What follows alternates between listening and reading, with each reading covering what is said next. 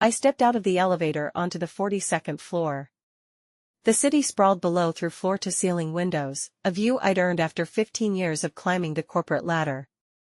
6 months into my role as Vice President of Operations at Helios Tech, and the sight still took my breath away. "Morning, Mrs. Clark," called my assistant Thomas from his desk. "The acquisition team is waiting in the conference room. They've got all the Technova documents ready for your review." I nodded, mentally preparing for the meeting ahead. Helios had been eyeing the smaller software company for months, and I had spearheaded the acquisition strategy. Technova had innovative products, but poor management. The company was a perfect candidate for the type of turnaround I specialized in. "Thanks, Thomas. Hold my calls unless it's the CEO or my daughter's school." The glass-walled conference room held 5 people in animated discussion around a polished wood table. They fell silent as I entered. I'd earned my team's respect not through intimidation but consistent results. I rarely raised my voice, yet somehow commanded attention in every room I entered. A far cry from the woman I had been 10 years ago. "Good morning," I began, setting my tablet down. "Let's see what we're working with." For the next hour, we dissected Technova's organizational structure, their product pipeline, and their personnel files. I focused intently on each department, asking pointed questions about redundancies and potential. "And finally, their development team," said Roger, my human resources director, swiping to a new slide. "Smaller than we expected, but they've got some solid talent worth retaining." I scanned the list of names projected onto the screen, my eyes automatically picking out strengths and weaknesses in their profiles. And then I saw it. A name that made my fingers tighten almost imperceptibly around my stylus. Jarvis Reed. Lead project manager. A memory surfaced. Jarvis lounging across our dining table, dismissively waving his hand as I described a new business strategy I'd developed. "That's cute, Adira, but you don't understand how these things really work. The corporate world would eat you alive." "Ms. Clark?" Raj's voice pulled me back. "Any thoughts on the development team structure?" I cleared my throat, my professional mask sliding back into place with practiced ease. "Yes. I see potential here, but they'll need proper leadership to integrate their systems with ours." I tapped the screen. "Schedule interviews with all department heads next week. I'll conduct them personally." Later, alone in my corner office, I pulled up Jarvis's employee file. His resume listed all the accomplishments he'd boasted about during our 7 years of marriage, then a move to a new company, and 3 promotions since our divorce was finalized several years ago. His performance reviews were adequate but noted resistance to feedback and difficulty collaborating with certain team members. Some things never change, I thought. I closed the file and gazed out at the skyline, remembering the night I'd finally walked out. Jarvis hadn't believed I was actually leaving until I'd shut the door behind me, taking nothing but a suitcase and my MBA degree, the one he'd called a waste of money when I'd enrolled in night classes. I tapped a finger on my keyboard as I stared at Technova's organizational chart. With one directive, I could have Jarvis transferred to a subsidiary or simply let go in the restructuring. No one would question it. But as I studied his position at Technova, a different idea took shape. Sometimes the best revenge wasn't about destruction at all. It was about something far more satisfying. The morning of the all-hands meeting, I arrived at Technova's headquarters early. I wanted to get a feel for the company culture before addressing everyone. The offices were modern but lacked the energy of Helios. Too many closed doors, not enough collaboration spaces, all symptoms of the top-down management style that had stagnated their growth. I reviewed my notes one last time before entering the main conference room. The room fell silent as I walked to the podium, all eyes on the representative from the company that had just consumed theirs. I recognized the anxiety in their faces, the same look I'd had during my first acquisition experience years ago. "Good morning," I began, surveying the crowd. "I'm Adira Clark, Vice President of Operations at Helios Tech. That's when I saw him, sitting in the third row. Jarvis. His face went slack with recognition, eyes widening in what I could only describe as shock. For a fraction of a second, I faltered internally, a flutter of something, anger? Vindication? Nostalgia, in my chest. But my voice remained steady as I continued outlining the integration plan. I didn't acknowledge him specifically, though our eyes met briefly. I simply continued my presentation, discussing synergies and restructuring with the confidence that had become second nature to me. The woman Jarvis had known, the one who'd practiced presentations in front of him only to have each point criticized, was long gone. Each department will report to their designated Helios counterpart during the transition, I explained, moving to the next slide. Project managers will report directly to me until we determine the optimal structure moving forward. I watched his face as the implication sank in. He would be reporting to me. To his ex-wife, whose business acumen he'd consistently undermined. The irony wasn't lost on me, but I took no visible pleasure in it. This wasn't about petty revenge. It was about something more profound. After the Q&A session, I had Thomas send calendar invitations for one-on-one meetings with each department head. I deliberately scheduled Jarvis for 9 a.m. the next day, the first slot. No sense in prolonging the inevitable. My temporary office at Tech Nova was functional but lacked the panoramic view I'd grown accustomed to. I arrived at 7:30 a.m. to review Jarvis's project files one final time before our meeting. The Navicore project was behind schedule and over budget, typical symptoms of leadership that prioritized appearance over substance. At precisely 9 a.m., a knock came at my door. At least punctuality was still one of his virtues. "Come in," I called, straightening in my chair. Jarvis entered, the confidence in his stride not quite matching the uncertainty in his eyes. He'd aged well, I had to admit. Salt and pepper at his temples now, but still fit, still wearing those custom shirts he'd always been so particular about. "Adira," he started, his tone uncomfortably familiar. "Ms. Clark in professional settings, please," I corrected smoothly, gesturing to the chair across from my desk. "Thank you for being prompt, Mr. Reed." I saw his jaw tighten, a telltale sign of his irritation that I remembered all too well. "Of course. I apologize." "No need. Let's discuss your role during this transition." I opened a folder between us. "You've been with Tech Nova for 4 years, correct?" 5 in March, he replied, shifting in his seat. "Adira, Ms. Clark, this is obviously unexpected. Perhaps we should address the personal history before."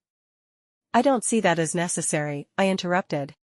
My heart was beating faster than I would have liked, but my voice remained even. "Our previous relationship has no bearing on the current professional situation. Unless you feel it will affect your ability to perform your duties?" The question hung in the air like a challenge. Jarvis cleared his throat. "No. It won't be a problem," he said. "Excellent. Then let's continue."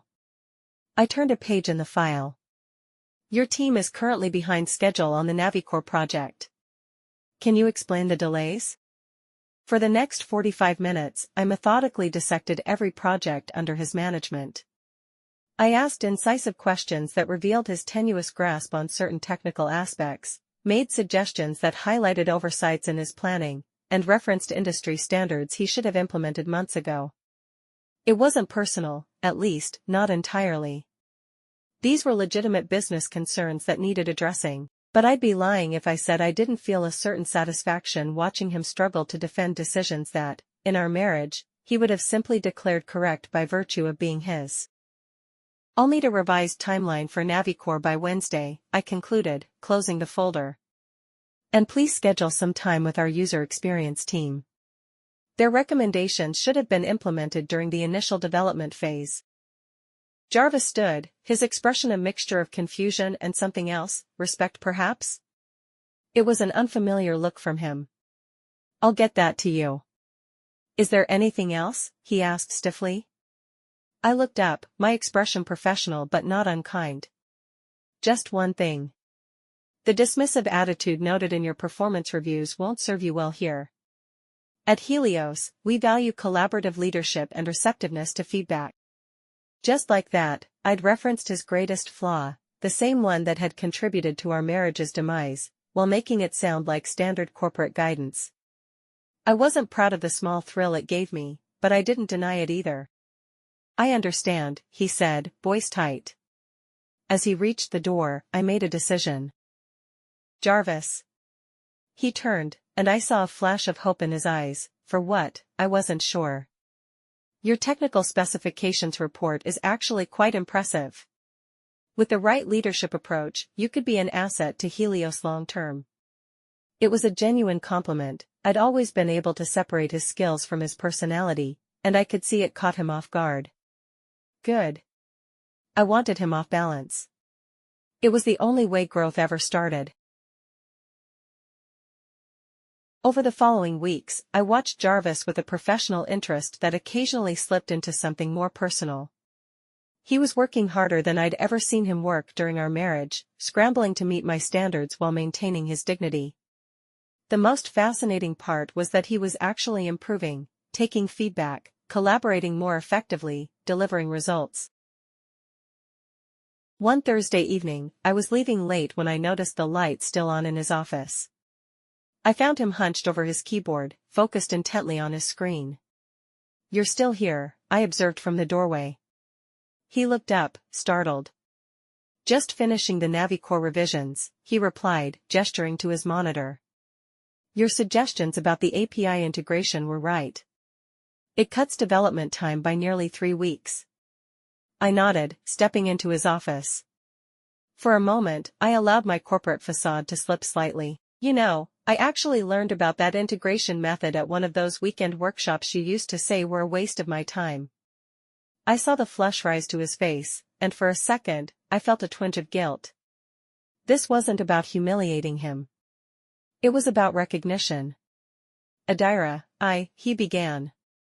"It's fine," I interrupted, waving a hand dismissively. "Ancient history." But it wasn't fine, and we both knew it. The silence stretched between us, heavy with unspoken words. "I was wrong," he said finally, the words seeming to cost him something. "About a lot of things." I considered him for a long moment. "Yes, you were." I set my blazer on the back of a chair and sat down across from him. "But I'm not your boss to punish you for our past, Jarvis. I'm your boss because I earned this position through years of hard work and strategic thinking, the very things you told me I lacked." "I see that now," he admitted. "For what it's worth, I'm not impressed by what you've accomplished." A small smile curved my lips. "You know what? Your approval was everything to me once. I structured my entire life around it." I leaned forward. "Now, it's just an interesting data point. That's what moving on really looks like." The words weren't meant to sting, but I could see they did. He nodded. "I deserve that." "This isn't about what you deserve," I said, standing to reclaim my blazer. "It's about what you learn." I paused at the door. "The Navicore presentation is scheduled in front of the executive team on Tuesday. I've decided you should lead it." Jarvis stared at me. "Me? But you've been critical of the entire project approach." "Yes, and you've made the necessary adjustments. The team respects you. This is your opportunity to show the Helios leadership what you're capable of." I gave him a level look. "Unless you don't feel up to it?" There it was, the echo of his own condescending tone, the subtle challenge he'd so often laid at my feet. But unlike him, I was offering a genuine opportunity, not setting him up to fail. "I can handle it," he said firmly. "Good. I expect nothing less." I turned to leave, then added, "And Jarvis? That blue shirt brings out your eyes. Wear it for the presentation." I walked away before he could respond, smiling to myself at the look of confusion on his face. It felt good to be the one leaving him speechless for once. The Navicore presentation exceeded my expectations. Jarvis had clearly prepared meticulously, incorporating my suggestions while adding his own insights. The Helios executives asked tough questions, but he handled them with a confidence born of thorough preparation rather than his usual bravado. When it ended, I gave him a small nod of approval. It was restrained, professional, but we both knew what it meant. Well done, I told him later, as we rode the elevator together. The CEO was impressed. He mentioned you specifically in the follow-up email. I could see the pride in his expression, not the arrogant pride I'd known during our marriage, but something more grounded, more earned. Thank you for the opportunity, he said simply. You earned it, I replied. As we reached the lobby, he hesitated. Can I ask you something, Adira? I checked my watch. I have 10 minutes before my next meeting. When you saw my name during the acquisition review, why didn't you have me transferred, or let me go? It would have been the easiest solution. I studied him, choosing my words carefully. The easiest, yes. But not the most valuable. I gestured toward the building's small coffee shop. I've learned that business decisions based on personal feelings are rarely optimal. We ordered coffee and found a quiet corner table. Besides, I continued, stirring my latte, your technical skills are genuinely impressive. Your interpersonal approach needed work, but that's fixable with the right guidance. So this wasn't about revenge? He asked skeptically. I couldn't help the smile that played at the corners of my mouth. Did it feel like revenge? He considered the question, his expression thoughtful. It felt like a wake-up call. I nodded. Then it served its purpose. I glanced at my watch. I should go. The merger committee is waiting. As I stood to leave, he asked, Are you happy, Adira? With how everything turned out? The question caught me off guard. I paused, truly considering it. Yes, I said finally. Though not in the way I once imagined happiness would look. I tilted my head. What about you? I'm getting there, he replied with surprising honesty. This isn't the career trajectory I planned, but I'm learning that might be a good thing. Growth rarely follows our planned trajectories, I observed. That's what makes it growth. I left him with that thought, heading to my next meeting with a lightness I hadn't expected to feel. This strange chapter with Jarvis wasn't going as I might have anticipated, but perhaps that was its own kind of victory. 3 months after the acquisition, I sat in my corner office at Helios headquarters, reviewing the quarterly performance reports. The Tech-Nova integration had been among the smoothest in company history, already showing promising returns. I allowed myself a moment of professional pride. A knock at my door preceded Thomas poking his head in. Ms. Clark, the nominations for the Industry Innovation Awards just came in. Thought you'd want to see this immediately. He handed me a tablet open to an email. I scanned it, my eyebrows rising as I reached the third paragraph. Is this accurate? I asked, not quite believing what I was reading. Thomas nodded. Confirmed by the committee. The announcement goes public tomorrow. After he left, I sat back in my chair, rereading the relevant section. Nominated for Executive Leadership Excellence by Jarvis Reed, citing transformative management approach and strategic vision that elevates both products and people. The committee notes this is the first time in the award's history that a nomination has come from a direct report about their superior following a corporate acquisition. My phone buzzed with a text message from an unsaved number, though I knew immediately who it was from. Congratulations on the nomination. Well deserved. No one has taught me more about true leadership.